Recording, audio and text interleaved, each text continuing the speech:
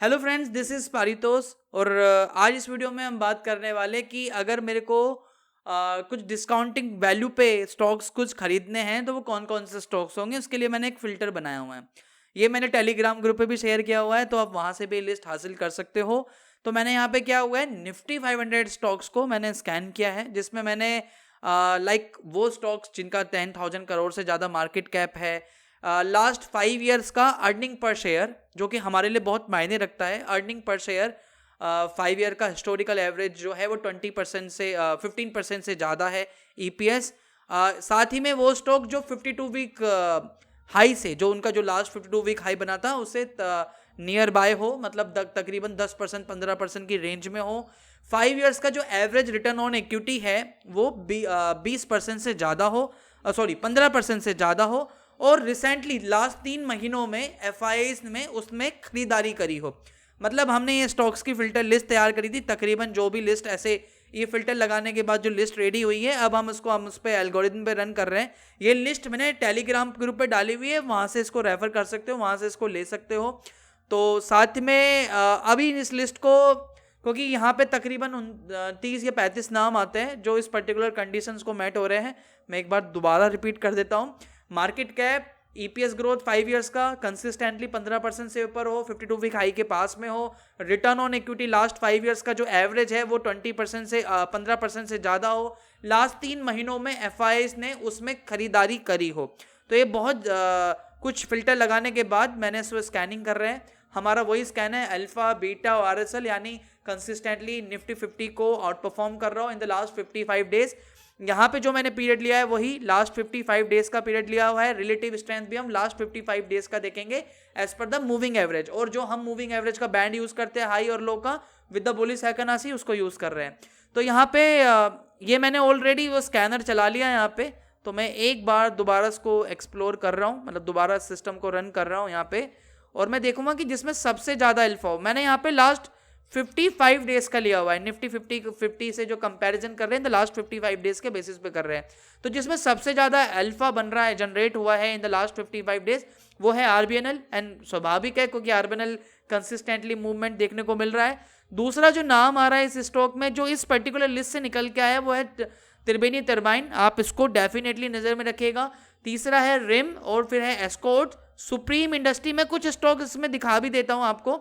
देखो, दिखाने के साथ में मैं आपको ये भी बताना चाहूँगा कि आप अगर क्योंकि मैं यहाँ पे जो भी एल्गोरिथम कर रहा हूँ, यूज़ कर रहा हूँ, आपने अगर चीज़ें ऑटोमेट करनी है, लाइक जैसे आपको समझ में आ गया कि मेरे पास एक पर्टिकुलर प्राइस है, या मैंने एक पर्टिकुलर प्राइस सेट कर लिया कि अभी जैसे मुझे आरबीएनएल में खरीदारी करनी है।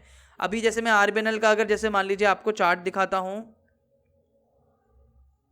जैसे आरबीएनएल का चार्ट मेरे पास ऑलरेडी ओपन है, तो देखेंगे अभी जैसे 74 75 की रेंज में है हैकनासी कैंडल यूज कर रहे हैं। मैंने मूविंग एवरेज बैंड यूज कर रहा हूं। अब मैं ये मान के चलता हूं कि जब 78 के प्राइस पे आएगा तब मैं इसमें खरीदारी करूंगा।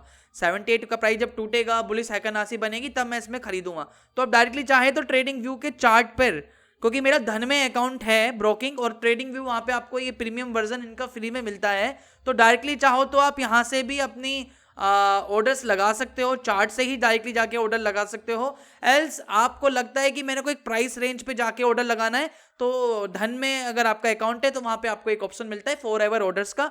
आप वहाँ जाके, लाइक जैसे मैं आरबीएनएल सर्च करता हूँ, यहाँ पे आरबीएनएल सर्च करने के बाद मैंने यहाँ पे एनएसई पे लगाया, और मेरे को मान लीजिए 1000 क्वान्टिटी खरीदनी है, तो 1000 क्वान्टिटी, और मान लीजिए मैंने 78 रुपीज़ पे लगाना है।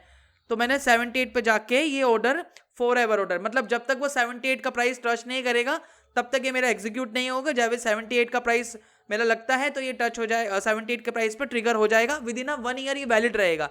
1 साल तक की रेंज में कभी भी ये ऑर्डर मेरी रेंज को पकड़ता है, मेरी रेंज को तोड़ता है, तो ये ऑटोमेटिकली बाय कर लेगा।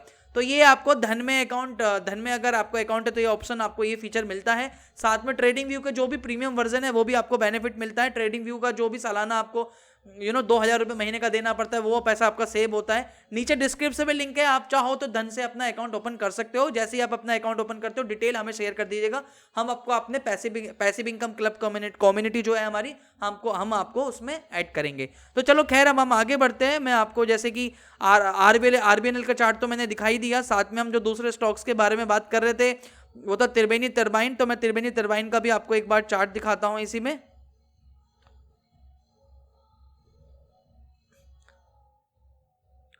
तो ये भी आप देखेंगे consistently higher making higher highs and higher lows. और खास बात देखिए, जो मैंने ज़्यादातर कई बार वीडियो में बता चुका है कि हमें इस तरीके की जब ये लिलीपुट कैंडल्स मिलती है कंसिस्टेंटली, तो हमें काफ़ी अच्छे मूवमेंट देखने को मिल रहे हैं, जो कि एक्चुअल में मिल रहे हैं।